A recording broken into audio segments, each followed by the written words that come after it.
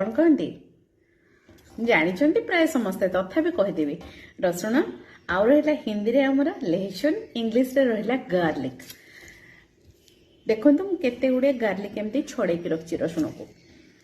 रसुण आमर बहुत फायदा करे आम मैंने जानतरे हो कि अजाणतरे हो प्रतिदिन मसला आकार रसुण को व्यवहार करुचे बट ता छड़ा रसुण अलग गोटे प्रयोग अच्छी जोटा कि आम आयुर्वेदिक रे यूज करुचे सेटा कौन आज कहबी रसुण खाइबा द्वारा आमर कोलेस्ट्रोल लेवल डाउन हुए रक्तचाप जोटा आमर उच्च रक्तचाप जो मानकर थाए सेई मानंक पई रसुण गोटे वरदान भलिया काम करे।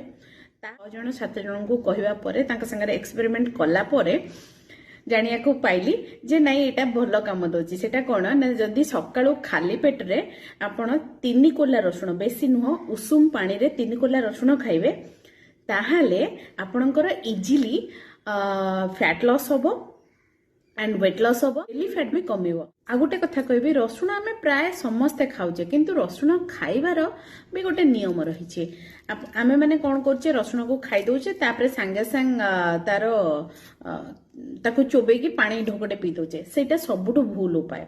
प्रथमे रसुण टी को छड़ेबे छड़े सारला परे एमती गोटे कोला बाहरी जीवो तापरे ताको पाटरे पकेबे कंटिन्यूअसली ताको चोबई चलिए जेमिति आपणकर लाल सह रसुणटी भलरे पूरा पेस्ट हो सेटा को चोबई चोबई चोबई चोबई चोबई चोबई धीरे धीरे ढोकन सेटा होची तार ठीक उपाय। आ एमिति जदि रसुण खाती आपणकर बीपी देखिए बहुत कंट्रोल आसीबो।